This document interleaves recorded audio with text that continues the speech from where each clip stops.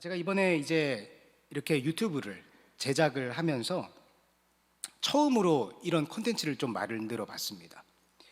이때까지 간단한 영상 인터뷰나 성경 공부 영상 이런 거야 제가 많이 혼자서 만들어 봤지만, 그런 거 말고 정말로 우리가 유튜브 콘텐츠를 시청을 하듯이 이렇게 그럴듯한 콘텐츠를 만드는 건 또 처음이었거든요.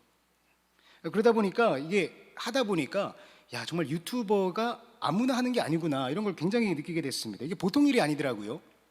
장비 하나 구하는 것부터 시작해서 사람 섭외하고 내용을 만들고 동선을 짜고 진행하고 영상 편집하고 하나의 영상을 그럴듯하게 만드는 이 작업이 얼마나 많은 수고와 노력이 필요한지를 참 몸으로 깨닫는 시간이었습니다.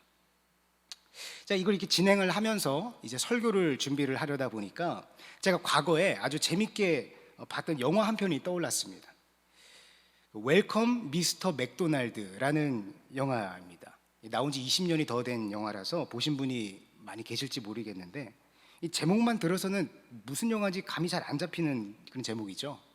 저도 처음에 그랬는데, 이 방송국에서 생방송으로 진행되는 라디오 드라마 성우들이 이 생방송 중에 엉뚱한 사고를 치면서 그거를 수습해가는 그런 코미디 일본 영화였습니다. 그 내용은 대략 이렇습니다. 어느 평범한 가정주부가 방송국에서 주최한 라디오 드라마 대본 공모전에 작품을 냈는데 이게 대상을 받게 된 겁니다. 그래서 이거를 생방송으로 라디오 드라마로 방영을 하게 된 거예요.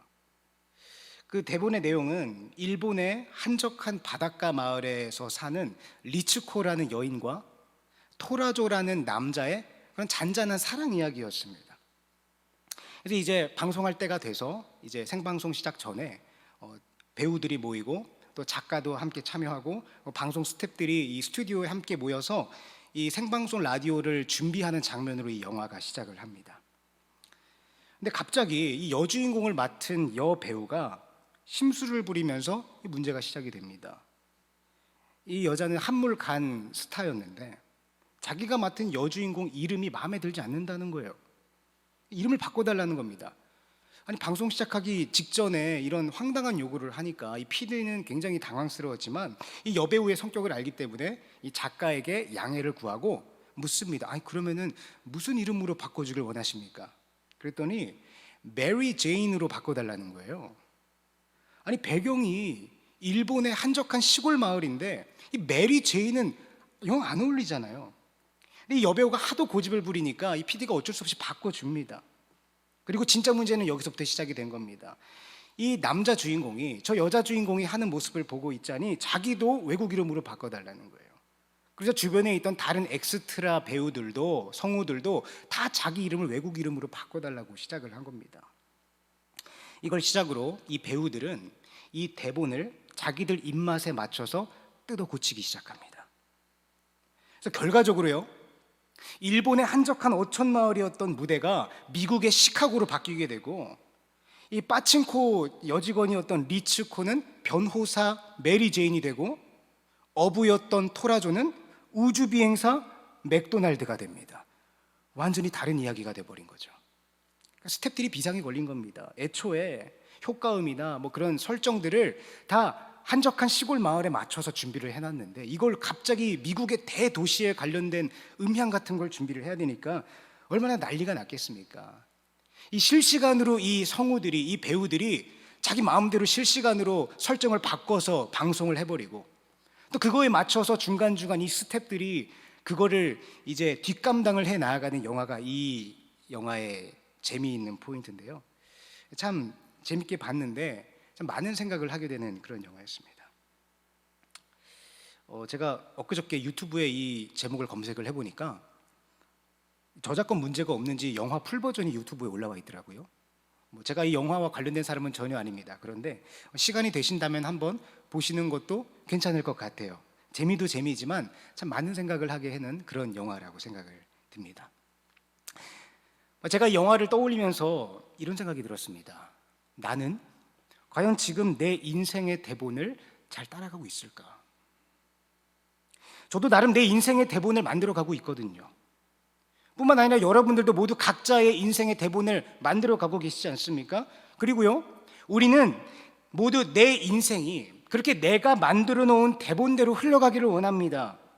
내가 원하는 학교에 가고 싶고, 내가 원하는 직장에 들어가고 싶고, 또 우리 부모님도 또 나한테 좀 맞춰줬으면 좋겠고, 친구들도 나한테 좀 맞춰줬으면 좋겠고, 심지어는 우리 교회도 하나님까지도 내가 원하는 방향으로 내 삶을 좀 맞춰주면 좋겠다, 이런 생각을 많이 하지 않습니까?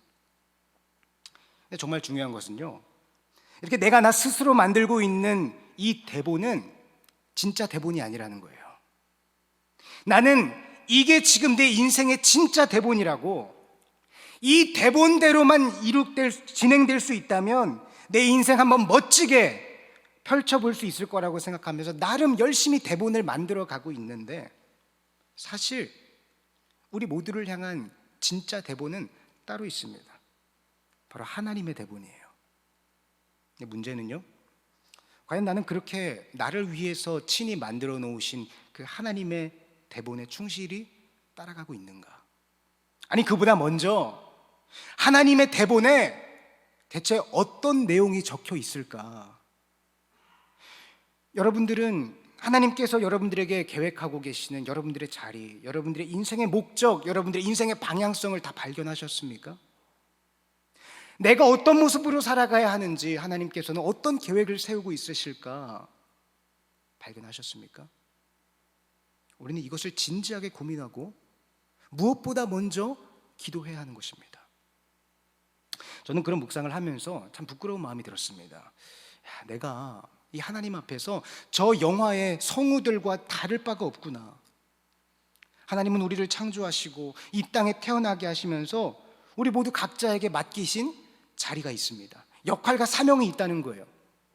다른 시대도 아닌 21세기에, 다른 나라도 아닌 한국 땅에, 다른 교회도 아닌 우리 든든한 교회에 함께 모여서 이렇게 살아가게 하신 그 이유는 결코 우연이 아니라는 겁니다. 근데 과연 나는 그렇게 하나님께서 계획하신 나의 삶의 목적과 방향성을 따라 걸어가고 있을까? 혹시 나는 방송이 시작되고 나니까 그 대본대로 따라가는 것이 아니라 그냥 내 생각에 좋은 대로, 내 욕심이 보기에 좋은 대로, 내 성질을 따라서 날마다 그 대본을 수정해 가고 있지는 않을까? 저는 그 대본을 완전히 망쳐버린 이 영화 속의 주인공들을 보면서, 아니 방송이 장난도 아니고 어떻게 생방송으로 진행되는 방송에서 저런 말도 안 되는 땡깡을 부리고 사고를 칠 수 있을까, 이렇게 혀를 차면서 그 영화를 봤거든요. 근데 저도 이번에 이 영상을, 콘텐츠를 찍으면서 나름 뭐 내용도 만들고 콘티도 짜고 이제 대본도 이제 만들었는데, 만약에 게스트로 초청한 사람이 와가지고 이걸 막 자기 마음대로 뜯어 고치고 있으면 굉장히 화가 날 것 같았단 말이에요. 근데 하나님 앞에서의 제 모습을 보니까 그 주인공들의 모습이 오늘 저의 모습이었다는 겁니다. 그 성우들이 왜 그 대본을 엉망으로 뜯어 고쳤는지 아십니까? 뭔가 대단한 이유가 있어서가 아닙니다. 그냥 내 마음에 들지 않기 때문이에요. 그 알량한 욕심, 그 알량한 자존심, 조금만 시간이 지나고 돌아보면 정말 아무것도 아닌데 그 당시에는 그게 왜 그렇게 중요하고 도저히 포기하지 못할 그런 일로 여겨지는지, 과연 나는 하나님께서 맡기신 나의 자리를 그런 나의 알량한 자존심이나 욕심을 따라서 마음대로 뜯어 고치고 있지는 않을까? 그리고 그런 묵상하게 저는 저의 기도를 돌아보게 되었습니다. 정말로 하나님께서 우리를 향해서 가장 좋은 자리, 가장 좋은 계획, 가장 좋은 뜻과 대본을 만들어 놓고 계신다면, 우리의 기도는, 우리의 소원은, 우리의 바람은 가장 먼저 그 하나님의 대본에 무엇이 써 있는지를 구하고 찾고 거기에 순종할 수 있도록 기도해야 되는 것이 아닐까. 최근에 우리 김현준 목사님과 함께 계속 영상에 대해서 논의를 하고 회의를 하고 제작을 하면서 이 코로나 시기에 우리 청년들에게 있어서 가장 필요하고 중요한 것이 무엇인가 하는 것을 계속해서 생각하지 않을 수가 없었습니다. 뭐 여러 가지가 있겠지만 그래도 저희는 이제 목사니까 이제 신앙적인 면에서 측면에서 접근을 해봤는데, 결국은 하나님을 경험하는 것이다, 그 하나님을 기억하는 것이다, 이런 결론으로 나아가게 되었어요. 예배 자리에 나오는 것조차도 제한이 생기고, 함께 교제하지도 못하고 아무런 모임조차 가질 수 없는 이 상황 속에서 우리는 날마다 나의 신앙이 희미해져 가고 무뎌져 가는 것을 느끼고 있지 않습니까? 결국은 내 안에 그렇게 하나님을 향한 확신과 복음에 대한 감격을 경험하고 그것을 날마다 되뇌이면서 꺼내어서 기억할 수 있는 그런 모습이 중요하겠구나. 이게요, 이때까지는 우리가 교회에 자유롭게 나오고 여러 가지 목장 모임이라든가 수련회라든가 성경 공부 모임이라든가 기도회 모임이라든가 이런 것들이 우리가 자유롭게 참여할 수가 있었기 때문에 어느 정도 채워질 수 있었던 것 같은데, 이제는 그런 것들이 차단이 되고 나니까 내 신앙의 본 모습이 너무 여과 없이 드러나기 시작했다는 거예요. 여러분, 하나님과의 관계는요, 다른 누군가가 어떻게 해줄 수가 없습니다. 나와 하나님과의 1대1 관계잖아요. 혹시 소개팅이나 미팅 같은 거 해보신 분이 계시다면 뭐 공감하실지 모르겠습니다만, 주선자가 아무리 소개팅을 잘 주선을 해줘도 결국 그 당사자들끼리 관계를 올바로 형성하지 않으면 아무런 의미가 없는 겁니다. 또 소개팅이라고 하니까 또 제가 또 마음에 울림이 있는 큰 사건이 하나 있는데, 제 아내와 제가 그 요새 말로 썸을 타던 시기에 사건이 하나 있었는데요. 이 거룩한 강단에서 또 얘기하기는 좀 그렇고 다음에 기회가 되면 나누면 좋겠습니다. 여기 우리 같이 갈래 컨텐츠에서 기회가 되면 나누면 또 좋지 않을까 하는 생각이 있습니다. 각설하고, 하나님과 나와의 관계는 1대1의 관계입니다. 그래서 우리는요, 말씀을 붙들고 나를 향한 하나님의 뜻과 계획이 무엇인지를 날마다 발견해 나아가야 하는 거예요. 저는, 우리 목사들은, 교역자들은 여러분들 위해서 기도를 해줄 수는 있지만 그 하나님의 뜻을 우리가 알려드릴 수는 없습니다. 그런데요, 저는 오늘 이 본문의 말씀을 통해서 이 하나님의 대본에 쓰여 있는 그 하나님의 자녀인 우리 모두에게 해당되는 공통된 자리를 하나 발견할 수 있었습니다. 본문 16절에 이렇게 기록이 되어 있습니다. 보라, 내가 너희를 보냄이 양을 이리 가운데로 보냄과 같도다. 이 말씀은 예수님께서 제자들을 세상 속으로 파송하시면서 하시는 말씀입니다. 여러분들이라면요, 만약에 여러분들이 내 밑에 있는 사람을 보내서 내 말을 전하게 하는 그런 사역을 시킨다면 어떤 축복을 하시겠습니까? 저 같으면 이럴 것 같아요. 얘들아, 너희들이 하나님께서 함께 하셔서 아무런 어려움 당하지 않기를 기도할게.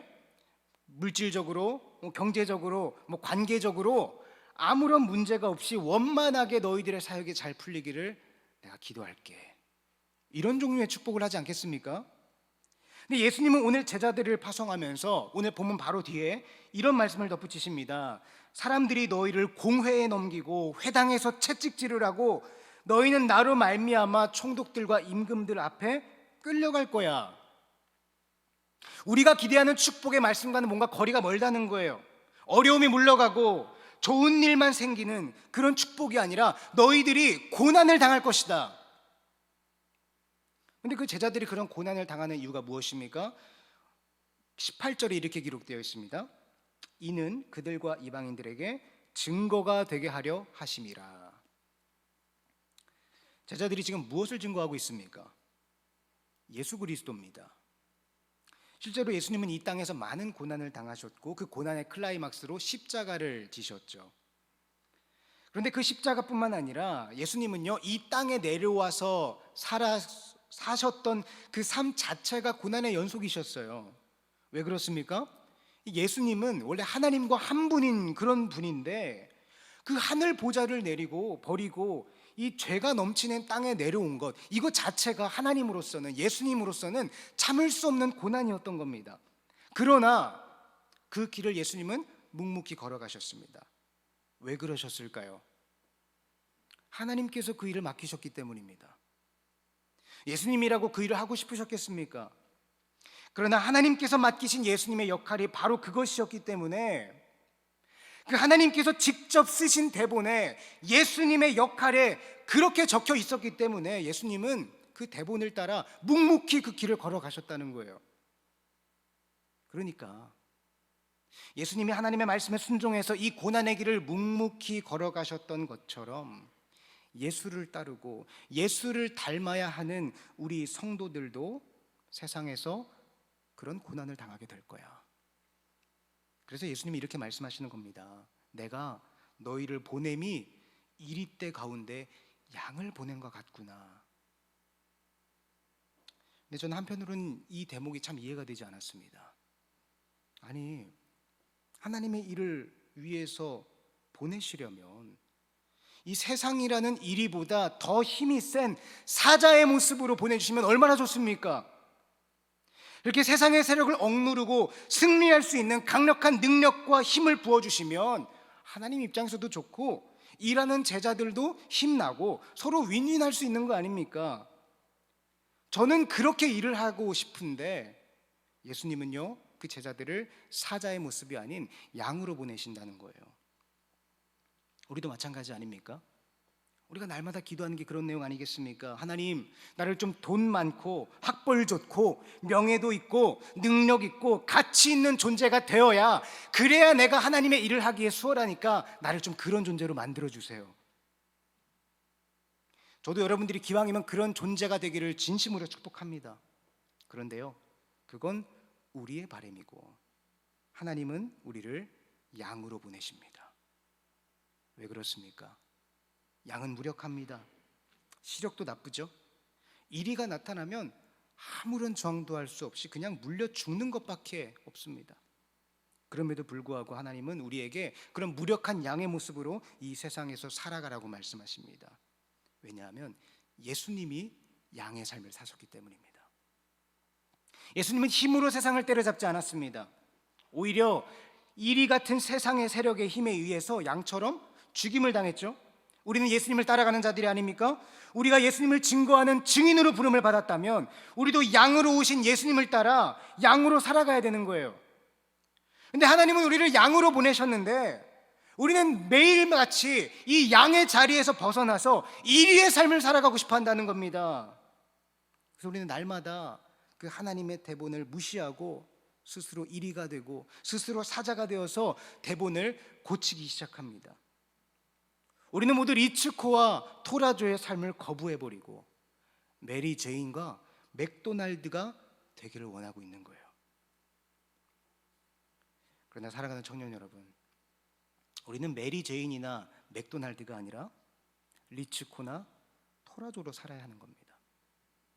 작가가 정성을 다해서 만든 그 대본대로 살아갈 때 가장 아름다운 드라마가 펼쳐질 수 있기 때문입니다. 양으로 사는 것은 쉽지 않습니다. 우리의 본성은요, 시시때때로 자존심과 욕심과 이기심이 치고 올라가서 이 양의 모습을 벗어던지고 이리로 사자로 살도록 만들기 때문이에요. 예수님 역시 이러한 양의 삶이 결코 쉽지 않다는 것을 알고 계셨기 때문에 이 제자들을 보내면서 이런 말씀을 덧붙이십니다. 오늘 보면 16절 하반부에 이렇게 기록되어 있습니다. 그러므로 너희는 뱀같이 지혜롭고 비둘기같이 순결하라. 그럼 뱀의 지혜가 무엇입니까? 뱀은요, 유대인들이 가장 싫어하는 짐승입니다. 사단을 상징하는 동물이니까요. 그렇다면 우리는 그 사단에게서 어떤 지혜를 배워야 할까? 이 성경에 기록된 내용들 중에서 사단이 가장 이루어낸 가장 화려한 업적이 하나 있습니다. 선악과 사건이죠.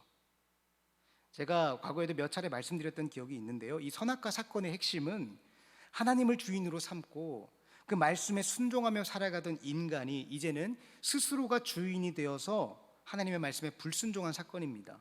그러니까 이 뱀의 지혜는요, 인간이 원래 있어야 할 자리를 이탈하게 만들었다는 거예요. 내 생각, 내 욕심, 내 자존심으로 나 스스로 내 자리를 만들어가는 것이 아니라 하나님께서 있으라고 하신 바로 그곳에 있는 것, 이것이 뱀의 지혜라는 겁니다. 그러니까 하나님께서 양으로 보내셨으면 양으로 머물러 있어야지, 양으로 보냈는데 이리와 사자가 되고 싶어하는 것이 바로 불순종이라는 겁니다. 그리고 비둘기의 순결함은요, 우리가 창세기에 기록되어 있는 노아 홍수 사건에서 확인을 할 수가 있는데, 이 홍수가 일어나서 온 세상이 물에 잠긴 후에 이 노아는 방주에서 여러 차례 새를 내보내 물이 얼마나 줄어들었는지를 확인하게 됩니다. 가장 첫 번째로 까마귀를 내보냅니다. 근데 까마귀는요, 아직 땅이 드러나지도 않았는데 방주로 돌아오지 않습니다. 아마도 그 당시에는 이 홍수 때문에 수많은 어떤 부유물들이 물에 떠다녔을 겁니다. 아마도 까마귀는 땅이 없으니까 그런 부유물 위에서 어떤 그런 시체들을, 까마귀는 잡식성이니까요, 시체를 먹거나 어떤 그런 부유물들을 먹으면서 연명을 했겠죠. 뭐가 되었든 간에 방주 바깥의 세상은 죄악으로 말미암은 심판의 장소입니다. 그런데 까마귀는 하나님께서 예비하신 처소인 방주를 떠나서 그 세상의 죄악 가운데 관영하여 하나님께서 심판하신 그 바깥 세상에 머물렀다는 거예요. 근데 까마귀보다 7일 뒤에 밖으로 날아간 비둘기는 오히려 땅이 어느 정도 드러나 있었음에도 불구하고 다시 방주로 돌아옵니다. 홍수의 저주를 받아서 멸망하여 널브러져 있는 그런 세상의 땅이 아니라 하나님께서 구원의 장소로 예비하신 그 방주 안이 더 좋았다는 거예요. 그러니까 뱀의 지혜와 비둘기의 순결함은 모두 하나님의 자녀가 어디에 머물러 있어야 하느냐, 어느 자리에 있어야 하느냐를 분명히 보여주고 있는 겁니다. 그리고 오늘 예수님은 제자들에게, 그리고 우리에게 양의 자리에 머물러 있으라고 말씀하십니다. 여러분, 그렇다고 우리가 양으로 살아간다는 것이 무조건 이 세상에서 고난을 당하거나 연약함 가운데 거하거나 가난하거나 무시를 당하거나 그런 1차원적이고 물리적인 어려움만을 말하는 게 아닙니다. 양의 자리에 산다는 것은요, 양이 철저하게 목자만 바라보며 나아가듯이 오로지 우리의 삶의 목적이 하나님께 있어야 된다는 그런 의미입니다. 이리는 이리의 법칙으로 살아가죠. 그것은 힘의 법칙입니다. 무슨 일이 생겼을 때 내 생각, 내 능력, 내 힘, 내 계획, 내 뜻대로 반응하며 내 삶을 만들어 나가는 것이 바로 이리의 삶입니다. 그러나 양의 법칙은 그런 힘의 논리가 아니라 내가 지금 어떠한 삶의 상황 가운데 거하여 있든지 상관없이 목자 되시는 하나님의 음성에 귀를 기울이고 하나님께서 무엇을 말씀하시는지 귀를 기울이는 그러한 삶을 말하는 것입니다. 내가 가진 힘과 능력과 재물과 명예를 따라 내 스스로 삶의 자리를 결정해 나가는 것이 아니라 어느 자리에 있든지 항상 하나님의 뜻과 계획에 귀를 기울이며 겸손하게 경청하는 것, 그것이 양의 자리입니다. 우리는 모두 하나님의 대본에 충실한 삶을 살아야 합니다. 이때까지 우리는요, 맥도날드의 삶에 익숙했습니다. 모든 일을 내 계획대로, 내 뜻대로, 내가 원하는 대로 이루어졌으면 좋겠다는 생각 때문에 우리가 이때까지 얼마나 많이 그 하나님의 대본을 뜯어 고쳐왔습니까? 그러나 이제는 그 하나님의 대본을 발견하시고 그 하나님의 대본에 충실한 삶을 사시기를 축복합니다. 아직 그 대본을 발견하지 못한 청년이 있습니까? 1차적으로는요, 지금 여러분 앞에 펼쳐져 있는 그 성경책이 우리 모두를 향한 하나님의 대본입니다. 이 대본을 열심히 그리고 진지하게 여러분들의 것으로 만들어 보십시오. 그러면 그 과정 속에서 구체적으로 하나님께서 여러분의 삶에 개입하셔서 하나님의 대본 속에 있는 여러분들의 배역을 선명하게 밝혀주실 겁니다. 그래서 우리는 성경을 읽는 겁니다. 그래서 우리는 우리의 기도의 제목 중에서 가장 먼저 이것이 있어야 하는 것입니다. 이리가 되기를, 사자가 되기를 원하는 기도가 아니라 다시 양의 자리로 돌아가기를 다짐하면서 기도하는 우리 모두가 되기를 주님의 이름으로 축복합니다. 함께 기도하겠습니다. 주님, 날마다 하나님의 계획과 뜻에 순종하는 삶보다는 내 생각대로 그 대본을 뜯어 고치고자 하는 그러한 우리를 끝까지 붙드셔서 여기까지 인도하여 주신 그 은혜를 생각합니다.